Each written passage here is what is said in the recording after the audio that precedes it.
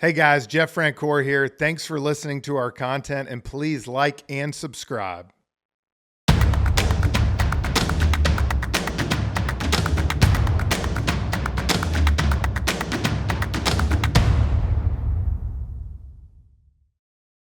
Back to Pure Athlete here, guys. What a incredible time we spent with Chris Pronger.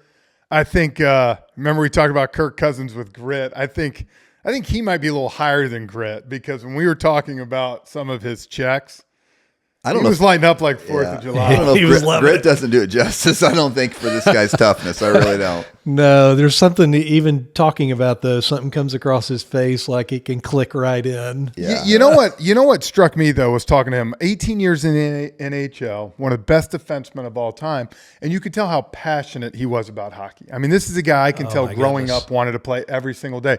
But what I do love is how he talked about he had to learn how to have balance off the ice. Yeah. And that it just couldn't be everything about it. He had to be good enough that when he got done with the ice, he was a good teammate. He was a good friend. I thought that was really cool. I think there's a connection there. The fact that he said he took time off in the off season when he wasn't playing hockey, he put his gear away. But when he was playing hockey, he talked about he loved practice. Yeah. And I think there's a connection there.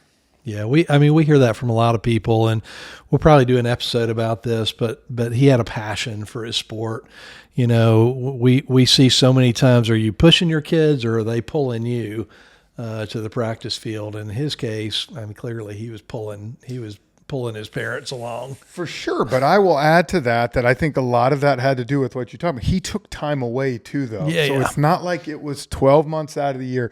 He was practicing every day. And I always said that's what I loved about being a multi-sport athlete, was that I wouldn't play baseball for 5 months. Yeah. All of a sudden you're in it, dude. You want to do it every single day. Yeah. And I think there's a healthy balance there. So I thought he was incredible. And like I said, I would love to put you two up against a board and just see him come in. Dude, that's never going to happen. Yeah, it's not going to happen. You got to make sure you watch the episode, because he talks about 2 of his greatest hits. And if that doesn't fire you up. It was just fun talking hockey. And for my relatives up in Rochester who've been bugging me for so long to get a hockey finally player on, we finally got it. And we got one of the best. One of the best. Exactly. Yeah. And a guy that's passionate and giving back to kids too. So yeah, maybe Tom Glavine will like listening to this. Oh, I'm sure Glav will. This actually will probably be the first one that Glav listens to, because I'm a hockey guy with mine. So, but hope you enjoy it and have a lot of fun with this one. Before we get to the podcast, if you have middle school or high school kids that play sports and you don't want to fundraise like me, we got you covered. My buddy Chris Carneal owns Booster. Chris? We help schools and sports teams raise funds in a super fun and engaging way. In fact, the last 22 years, we've raised $750 million, and we can't wait to help you. Choose booster.com. Welcome to Pure Athlete. Jeff here with Brad and Britt. And guys, I'm excited today because, as you know, I'm a huge hockey guy. Me and my dad watch all the playoff games together. Grew up, obviously, season tickets to the Thrashers until we got left again for another time. We got dumped. That's for another time. But there's always hope. Yeah, exactly. There's always hope. I'm excited today. We got a guy that was the second pick in the whole NHL draft. My favorite, just 18 years in the league. Of course, I think 14 surgeries we talked about. One of the great defensemen, Chris Pronger. Thanks for joining us. Thanks for having me. And by the way, there is a vicious rumor out there that the Thrashers could be coming back for a third time to Atlanta. Oh, we're hoping so. I know exactly where the spot is, and I'm praying every day that I start to see that land clear. That's all I can say. And as funny as it may sound to people that, oh my God, why would they think about doing that? I think the new stadium and development that the Braves have built that's the model. Created and shown the model that can work in the Atlanta area. And I think that's intriguing. It's obviously a massive market.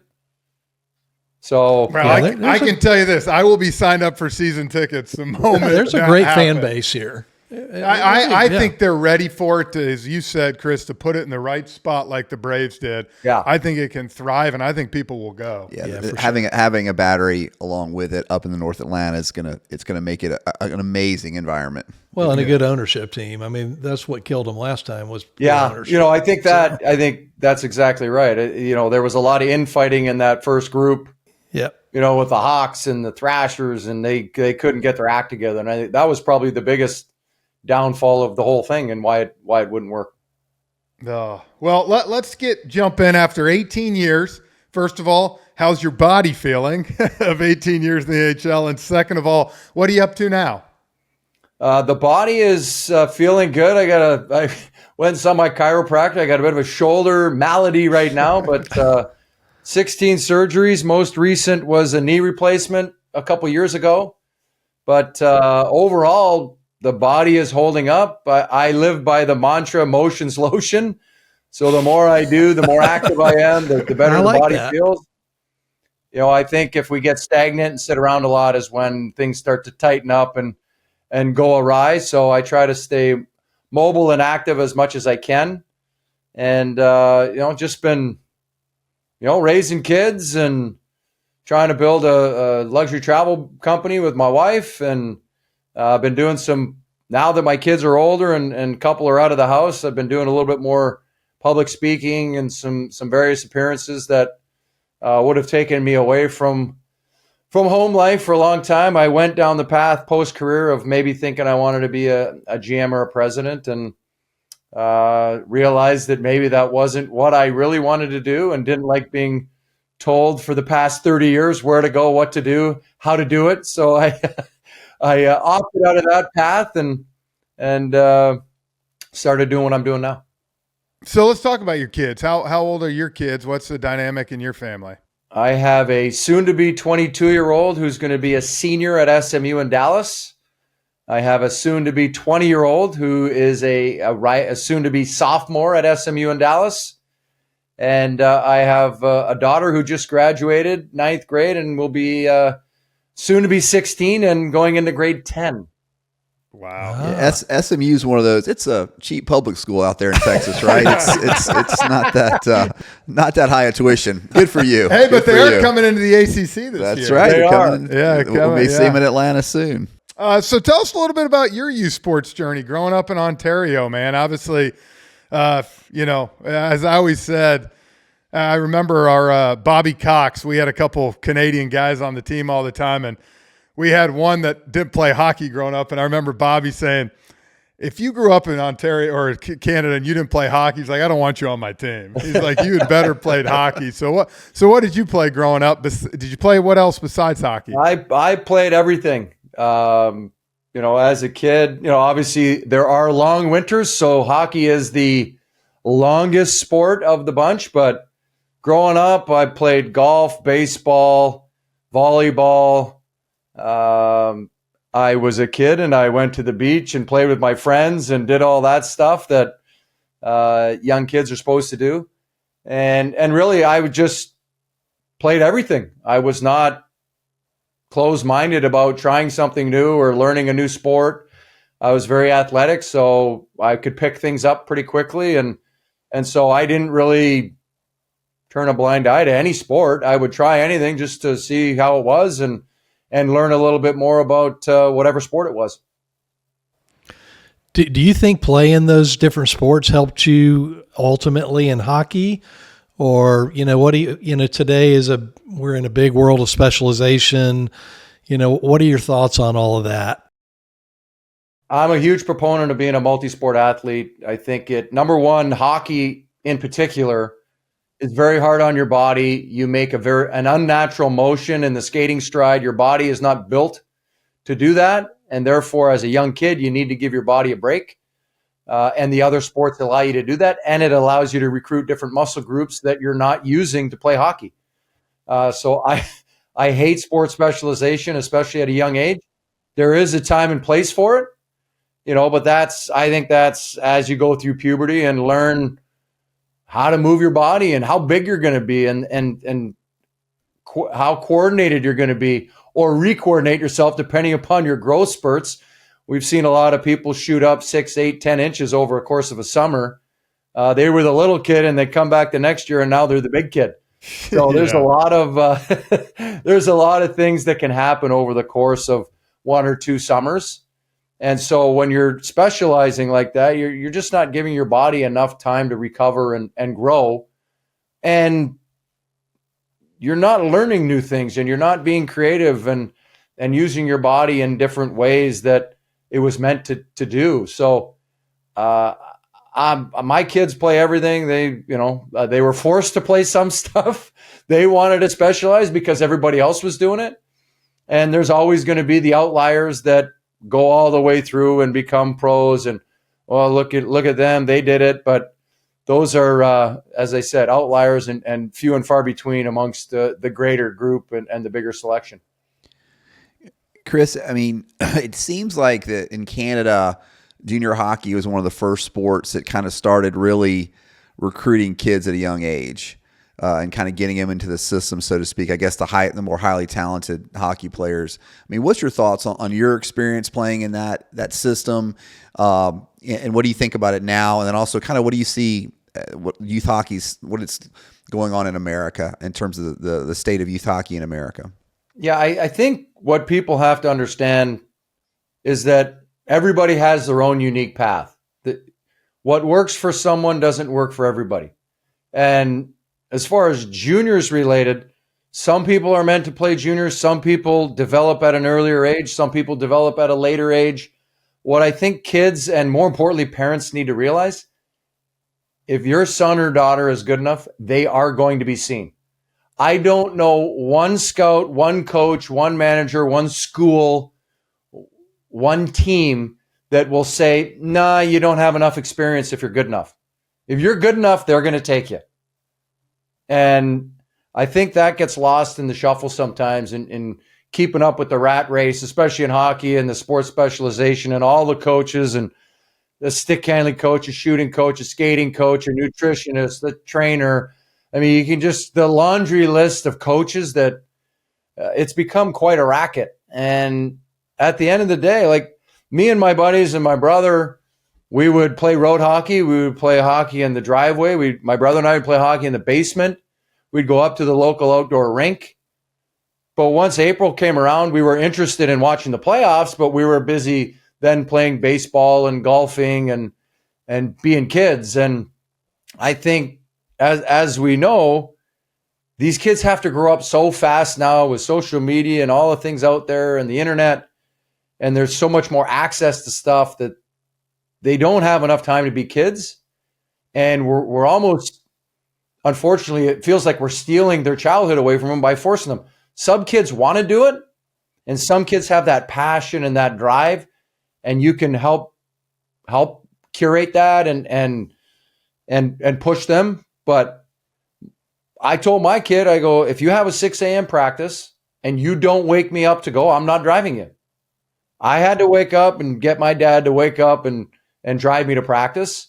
If you're committed and you want to do it and you want to do these early practices at a young age, then you need to be committed. And whether you're setting an alarm or you just automatically wake up, it's become a bit of a pet peeve with me with how much we're really pushing and driving sports specialization home with our youth.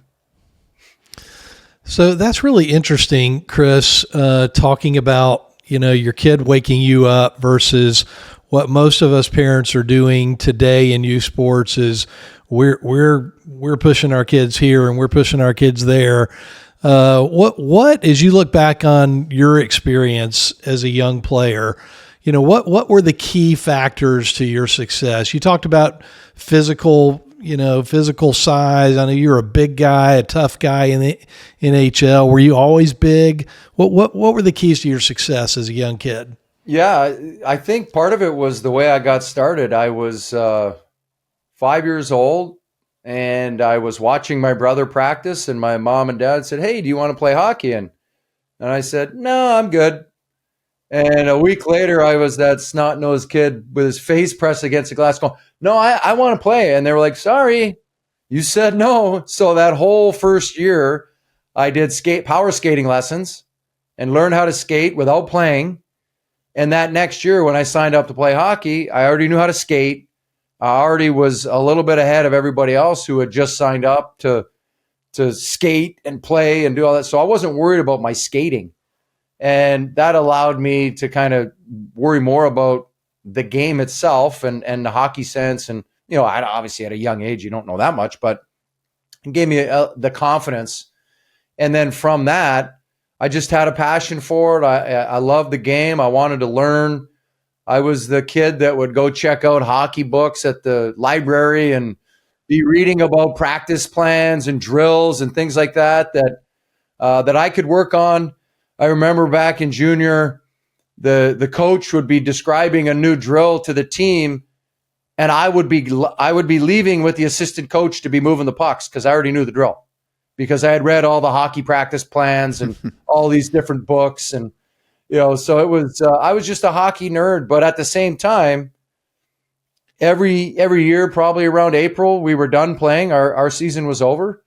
I'd pack up my stuff. It'd sit in the basement, and I would play other sports and have fun in the summer and golf and swim and fish and do all that stuff. And then come late August, I would go to Thunder Bay, near my 4 hours from my hometown, and live with my grandparents for a couple weeks and go to a hockey school and kind of get reacclimated to my gear and work on my skating and work on all that stuff, and in hopes of making the team that fall when we had tryouts, and kind of rekindling that passion and drive for the sport that I love to play. And you give your body a break, but you also give your mind a break, and you allow yourself the ability to rekindle that passion that you have for the game. And sometimes, especially as a professional athlete, people are always like, oh, you don't keep practicing and playing. I'm like, no, I need a break.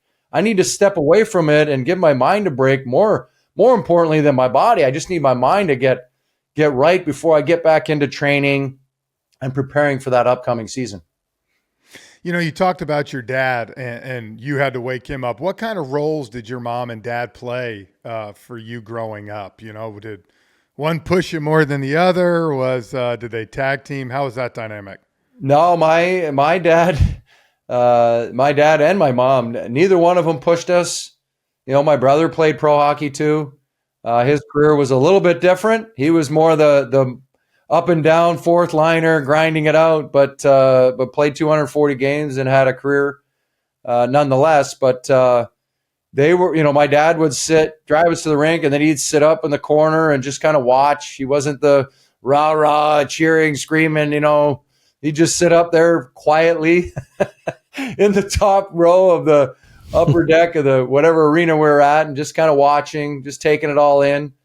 And I was, at a young age, I was very fiery, as you might imagine. So I'm sure there were a lot of parents screaming at me as I was mowing down kids in minor hockey. Freaking love it. So man. it started early, you're saying. Partly, I think he wanted to get out of the way so he didn't have to hear these parents screaming at me. That's great. So that's what was my next question. So I mean, from a young age, you were tall, you were big, and you were mowing kids down. I was tall. I wouldn't say I was big. I was tall, but I was very, very slender. My nickname growing up was Chaos, so you can imagine what that entailed. And so I played the same way you saw me play in the NHL. I was that and then some when I was in minor hockey, and was salivating, waiting to play, get old enough so we could start hitting and play that aggressive style. But, I was the guy that was aggressive, but I was also the guy taking numbers of the players on the other team that were hitting our guys, so then I could line them up and teach them a lesson. I love it, man. Chris, when did you realize that you had something special and could maybe take it, to the highest levels? I'm going to date myself. This is pre-internet, pre-World Wide Web. So there wasn't a lot of pre-social media, obviously. So there wasn't a lot of information out there on junior hockey. And, we're from a really small town in a rural area. So there wasn't a whole lot going on other than just our own little bubble in our, 4 hours to Winnipeg, 4 hours at Thunder Bay, 2 hours at Fort Francis, 2 hours at Kenora. So that was kind of our bubble of who we got to play against. And, you see these matchups and you're playing against kids. You don't know how good they are. you hear about Toronto and, oh my, this is the hockey mecca and this is where all the good players are from. And so I played I had a decision to make. My brother played for a AAA team before he went to play junior hockey, and that same team wanted me to play. But I wanted to play high school hockey with my friends and just enjoy my high school time. And you know, as I've said earlier, if you're good enough, they're going to find you.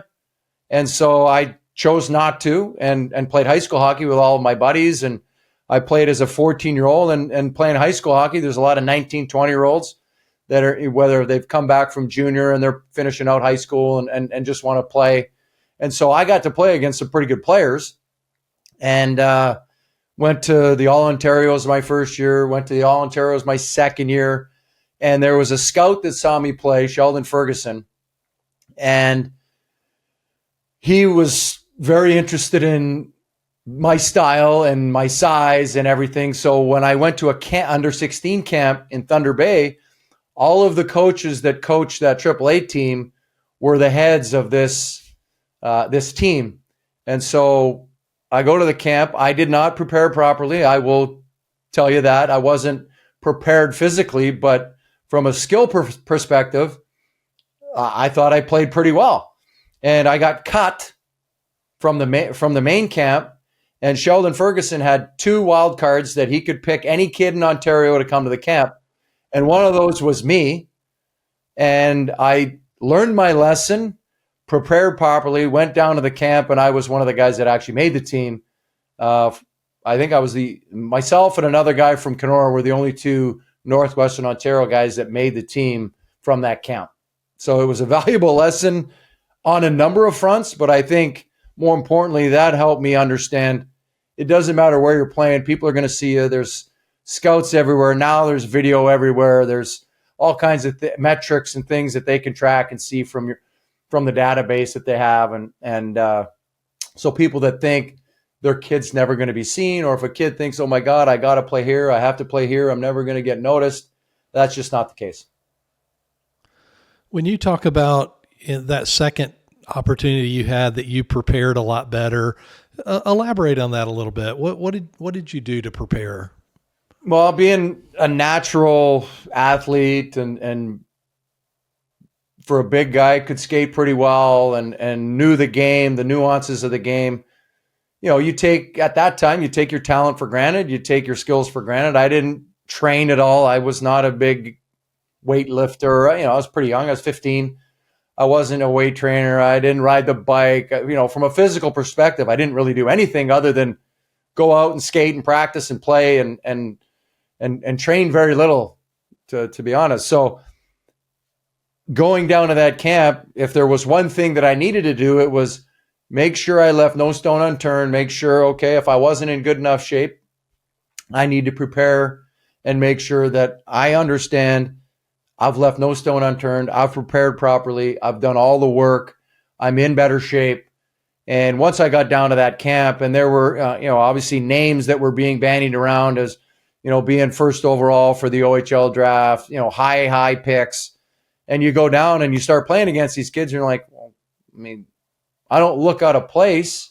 I don't know where I fit in the pecking order, but I feel like I fit in. I mean, they're not that good where you think they get talked about so much, and there's so much hoopla over some of these players that you get a little nervous because you're like, oh man, these guys are going to be unbelievable. And, you're good too. So you're like, oh, these guys aren't that good. And you just start matching up and just playing the game, and you kind of relax and get yourself at ease and just start playing the game that you love. I love that, man. I really do. And one of the main points you've made that I push a lot is if you're good enough, they'll find you. Yeah. And I've said that, you hear a lot of people today, I hear, well, if they're not in the feeder system for 6th, 7th, 8th grade, when they get to 9th grade, they might not make the team. And I'm like, bull crap. If they don't have to play a game in the feeder system, you get to high school and you're better than the other guys, they're taking you. Yes. And I will always argue that and say it. And so I'm glad you said that, because I think, parents need to hear that it's like you said, if your talent's there and if you're good enough, you'll play. Yeah.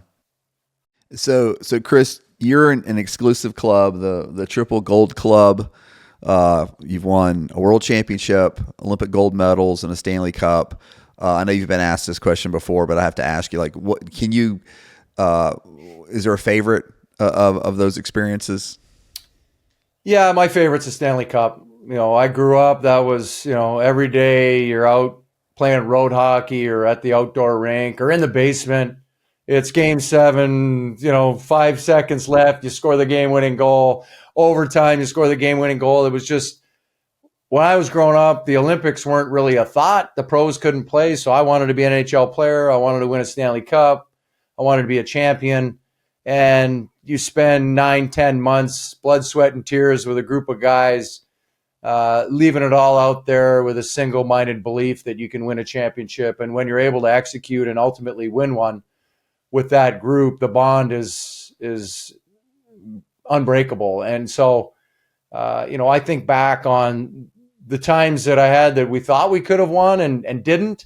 And then that time in Anaheim when we were able to accomplish our goal. And it was just a magical run, a magical season. Everybody, right from the jump when I got to Anaheim, it was Stanley Cup or bust. Anything less than winning a Stanley Cup was going to be a catastrophe, to be honest with you. I mean, we were set up to win, and it was. I think back, I get chills just thinking of all the moments that went into that one moment of being able to hoist a Stanley Cup was incredible. Chris, you look at youth hockey today, and I think probably a lot like the other sports. It's there's the travel, the this and that. But what are a few things that you like about youth hockey today, and what are some of the things that you wish would change? Oh man, I guess as far as youth hockey is concerned, I think one of the things that I dislike, and I'll go negative and then I'll go positive, it is unrelenting. It is relentless. There's no free time for these kids. There's no free play time for these kids. It's always structured. Everything is structured. There's no, I'm going to go stick handle and have fun and work on stuff and do this or do that. It's, and by the way, as a youth sports hockey coach, when my kids were younger and played, you want to win. Everybody wants to win. Everybody. So I'm at fault too, at a certain degree, depending upon the level of player and the level of team. You want to win every game, but you want to see kids develop, and you got to put kids in situations where they're going to fail. I think everybody's always afraid of that word failure. And if there's anything that professional athletes know, is that your career and your abilities are made upon all your failures. Nobody bats 1,000%. Nobody plays a perfect game. Nobody goes through the course of a season or a career and never makes a mistake. Sports are games of mistakes. And so we have to understand that and realize that we're all going to make mistakes. Coaches make mistakes, players make mistakes, parents make mistakes, and it's how you look at it, understand, rectify, fix, and then adapt and move on and implement those changes into whatever it is what's going to help grow and build the athlete, the person, and more importantly, the person. You use sports to help kids learn how to socialize, learn how to treat people, learn how to respect the game and respect their teammates and one another. There's that competitive fire and drive and that jam that you see against your opponent. But after the game, it was just a game and you move on. And, I think if there's one thing that I love about hockey and youth hockey is that they can learn to harness their competitive drive and learn how to play a very aggressive game, but leave it there at the rink and get that energy out, get that aggression out during play and during the sport, whether it's training, whether it's practice, whether it's the game itself, and then leave the rink. And, like my nickname was Chaos.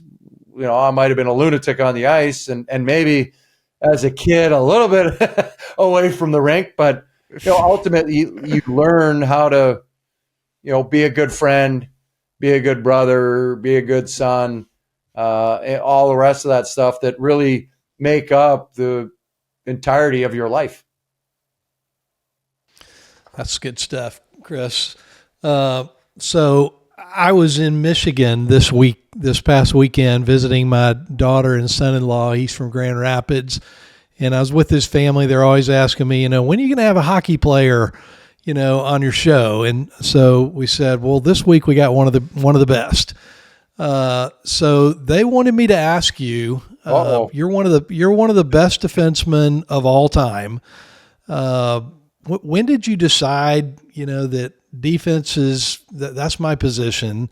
And what would you say to young hockey players about, what does it take to be a great defenseman, and how should they develop that as young kids? I'll answer the first part. The reason I played defense, I'm from a very small town, Dryden, Ontario, and I played center 1 year, but most of the time I always played defense. And the reason I played defense is we had three defensemen. So I got to play like 50 some minutes a game. So wow, that was fantastic. Every once in a while, certain teams, you maybe got four, but at the most we had four defensemen. So we had limited numbers. So I got to play a lot, and that was what I wanted. I just wanted to play. And so, well, when you're in those situations, you're learning a lot about the game, and then you're learning a lot about yourself. And playing that many minutes, it's not easy, but it's a lot of fun. And as far as what was the second part of the question? Yeah, just what advice would you give to young hockey players about what it takes to develop? Learning the position. I would be a student of the game, much like I was. Once I decided to be a defenseman, I was watching games on TV. I was enjoying the games, but I was studying the defensemen, how they moved, little intricacies of the game, how they line up, how they defend, where they give open space to force players into, whether it be areas where they're going to then corral them or areas where they're uncomfortable, and started really implemented those into my game. I personally am a very visual learner, so seeing it, I would then mimic it down in my basement and try to, if I'm playing the left side and I have a guy coming down the wing, I want my outside shoulder on their inside shoulder, so that I'm forcing them to the outside. If they move over, I move over, and always keeping that buffer and that angle. I was very good in math, not so much in English, but very good in math. So geometry, I actually did a thing with my son for his grade school class, talking about hockey and all the different, how geometry plays a huge role in it, and talking about angles and talking about bank passes and seeing passing lanes and things of that nature, and steering players into different areas of the ice, and how you do that and how geometry plays a part in that. So that was pretty cool to do. Cool. I love that. Yeah. Chris, you've got, I read you had 14 surgeries, it may be 15 now with a knee replacement. I'm not sure. 16. Okay. You don't forget them. I get you there. And I can give you a quick overrun. I had 3 wrists, 3 hand, 5 knee, 1 on my other knee, back, jaw, and 2 feet. What's your worst one you've had? My back was the worst one. Oh my God. It would take me 5 minutes to get out of my car. I would have to eat standing up at the kitchen counter. I couldn't sit down. Oh, and it crushed your golf game, I bet. Oh, too. There was no golf.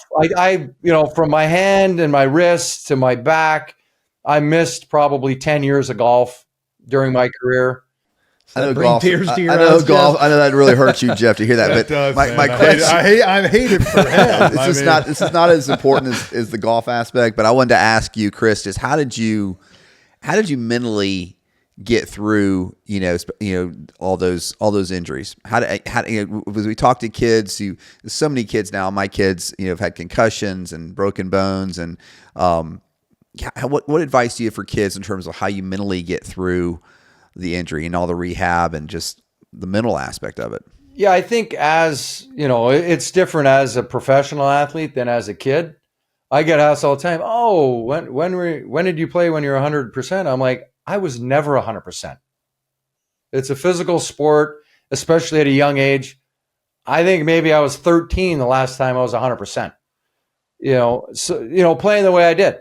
But I would say this to youth hockey players and youth athletes in general. If you get injured, make sure you're doing the rehab. Make sure you put in the work and are diligent on making sure range of motion, strength, all the different, depending upon where the injury is, everything is functioning properly before you return to play. If you miss 2 extra games because every kid wants to play, and if you're 90%, I'm good enough. Why not wait 1 more week or 2 more games, whatever it is, to get back to 100%? You're young. Winning or losing that game is not the end all be all. Your health is moving forward, and I feel like we're getting in that direction and moving towards that a little bit more now. Maybe you guys can tell me more so now, but I feel like kids are.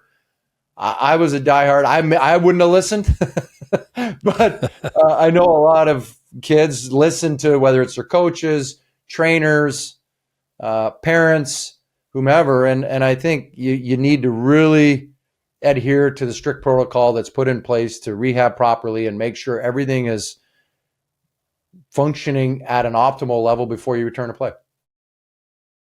Yeah, I think they listen to coaches and trainers. I don't know about parents anymore than they ever have. Skip right over that. If they're anything like my kids. Yeah, exactly. I didn't listen to my dad with injury stuff.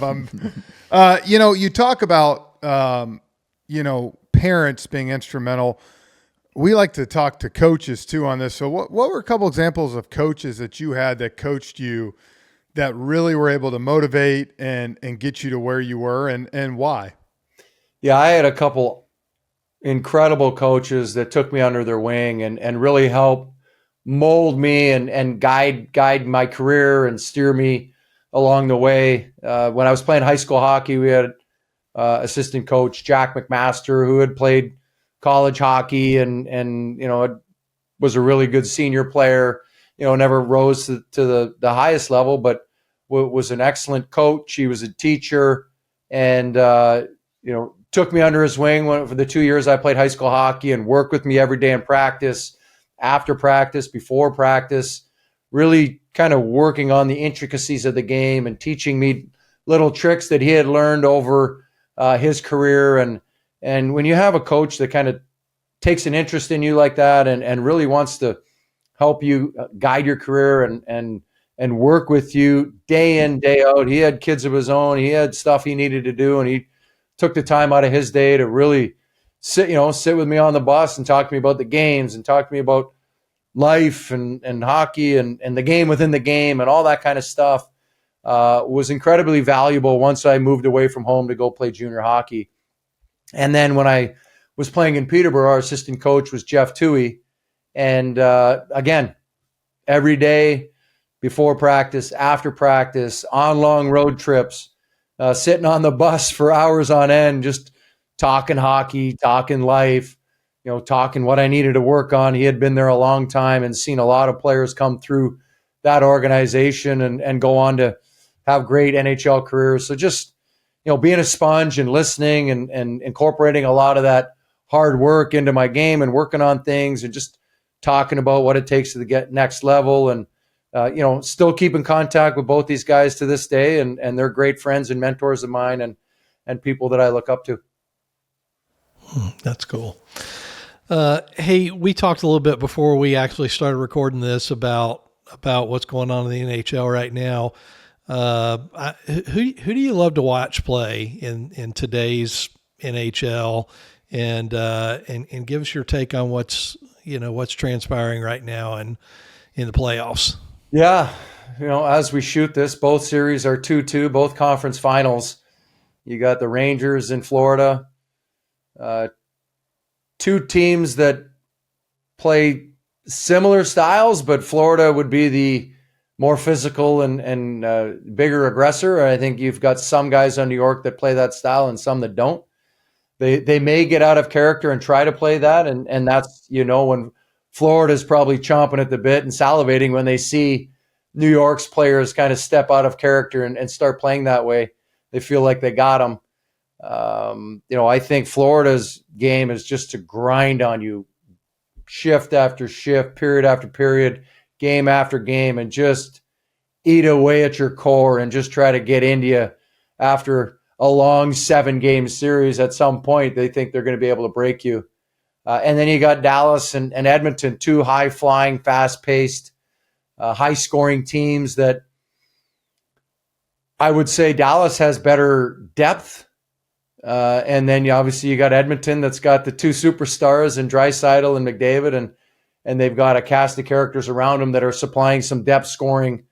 But Edmonton lives and dies by those two players, and they're a lot of fun to watch.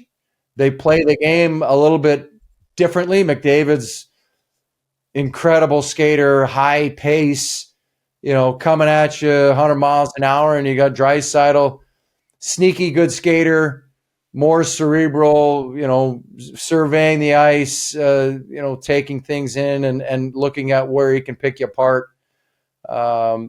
Both series are incredibly. The playoffs this year have been awesome to watch. The passion, the energy, the aggression, the physicality that has been on display has been really fun to watch, and I think has played out over round one all the way through here.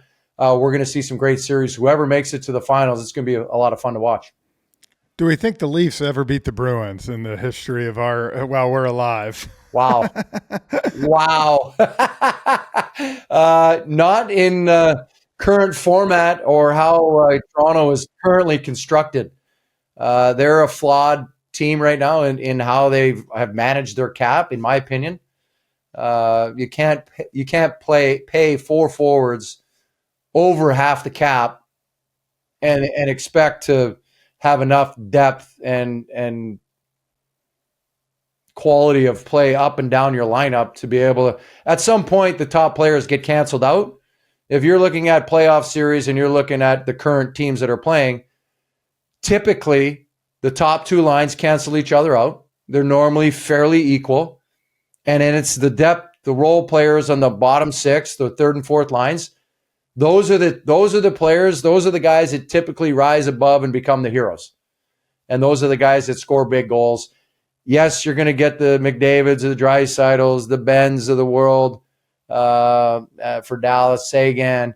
You're going to get Panarin and Kreider score goals for New York. You're going to get Barkov and Tkachuk, but it's those bottom 6 guys that score goals that add tremendous value and that hero-like quality to the playoffs that kind of make hockey so exciting. So you talked about how you enjoy the physicality of these playoffs. Who was one of those players that you played against that if they hit you that it just felt different? Like, who was the toughest player you think that you had to face? I don't know if there wasn't, from a physical standpoint, there wasn't anybody like that, but I always had a problem with the short guys, the 5'7", 5'8" guys getting down that low and trying. Once I got a hold of them, I was good.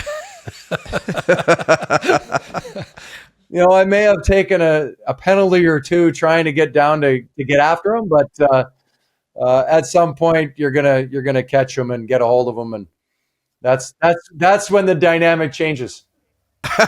Oh God! So 18 years in the NHL, and I know you've been asked this before, but people ask me, what's your favorite home run you ever hit?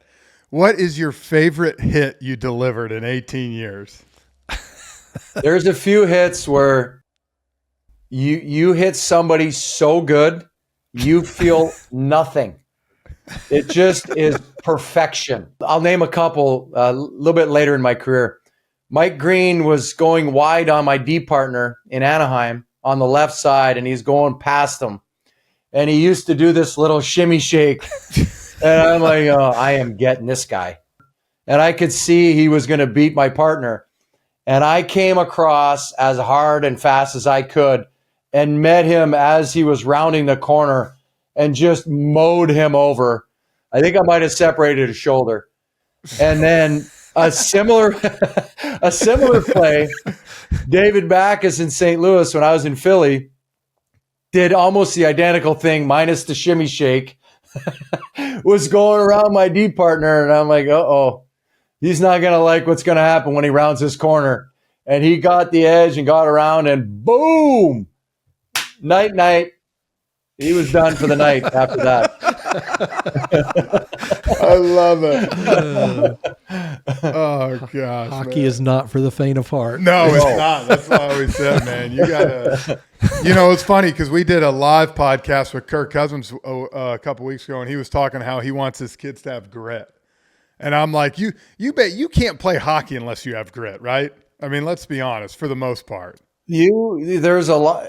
And even if you're not a so-called physical player, you have to have grit in order to get loose pucks, in order to fight through checks and overcome a lot of adversity and persevere over, oh, he's too small. Oh, he's not physical enough. Oh, he's this and that. I think people, when they hear the term, oh, we need to play tougher. I think people think, oh, that's fighting and that's running a guy through the boards. It's being strong on pucks. It's being tough to play against in the sense that you're relentless on the puck. You're relentless in trying to retrieve pucks. You're not going to be out-battled one-on-one for a puck. Those are tough players to play against. Those are gritty players. You're going to get the alleged sandpaper guys that play that physical role, that bang and crash and make the opposition pay a physical price. But hard-nosed players can be some of your top skilled players as well. It's just being hard on pucks. It's winning those loose puck battles. It's retrieving pucks and things of that nature. So want everybody to understand what that means. That's great. Good stuff. Well, finishing up here, thank you for your time. But I got one last question, and I would say what's your advice to young hockey players? But I think you've talked so many different things for other sports too. What's your advice to young athletes today as they go through their journey? And then what is your advice to the parents? Well, I would say be passionate and I mean, we hear it all the time, but I always reiterate it. Have fun. Be passionate. Love what you're doing. There's nothing worse than a parent forcing a kid to play a sport, and you can tell they don't love it. You can see by their body language they don't love being there. They don't want to be at practice. I loved the practice. I hated days off. Even when I was a pro, I hated days off. I'd love to practice. I'd love to get better. Just being a sponge and wanting to learn about a sport and dig deeper into the intricacies and the finer points of how to play the game. I think a lot of times parents lose sight of the fact that it's about a skating coach, a stick handling coach, a nutritionist, a strength coach, shooting coach. You have all these coaches in it. At the end of the day, does the kid even know how to play hockey? How does he take these single skills, encompass them together, and then play the game at a high level or to the best of their abilities? Not everybody's born with the talent, but everybody's born with the ability to work hard. And so you can refine your talent and you can refine your skills based on the effort and work you put in. That's what you control. Control the controllables, and then let passion and desire. And as you advance and get older and there's a bigger path, what are you willing to sacrifice? There was a lot of things leaving home at 15. I had to sacrifice a lot. There's a lot of things I couldn't do. How far down that line are you willing to go? Are you willing to miss a school trip? Are you willing to miss a buddy's trip? Are you willing, what are you willing to miss or sacrifice to be the best at what you're doing? If that is ultimately what you want to do. Not every kid wants to do that. They just want to have fun. They just want to play a sport and have fun. And there's nothing wrong with that. That's the name of the game. If you're playing a sport, have fun. And I think the parents need to reiterate that with their kids and not grind on them about, why'd you miss that pass? Or why didn't you shoot the puck on the power play? In the car after the game, just be like, hey, did you have fun? Oh, man, you look like you're having a blast out there. That's great. Reinforce the positives. Reinforce the work ethic and the drive so that they build their confidence. And maybe they didn't play well. Maybe they played okay. But reinstill that confidence in the love of the sport and push multiple sports so they can find the one that speaks to them. Some of the greatest athletes we know in the history of sports, almost all of them that I know of, were multi-sport athletes. So that speaks to why you should be a multi-sport athlete. You never know. And by the way, some of those people, they didn't play the one they were best at. They chose the one they loved the most. That's the crazy part. Had they gone down and you look at the guys that played baseball and football, or they chose the lesser evil sometimes because that's the one they love the best. Man, that's awesome. It's great stuff, man. Thank you so much. Thank you. What I want to do if we get up to St. Louis sometime is let Brad or Britt sit on the ice and let you just there lay we him go. out one time. Yes. That's what I'd love. Yeah, to that's do. not going to happen. We'd be one of those 5'10" guys that'd be trying to go low first and before before the dynamic would change. This was fun, man. This was I great. thank Love you, having man. hockey I can see discussion. your passion for sports, for kids, and that's what we want, man. I love what you said. We want our kids to have fun, develop, and continue to learn life lessons along the way. So thank you for joining us today. Thank you. Thank you Thanks, so Chris. much, Chris. This Appreciate was it. awesome, buddy. Hey guys, Jeff Francoeur here. Thanks for checking out Pure Athlete, and subscribe to our channel on Apple, Spotify, or wherever you go to listen to our podcast.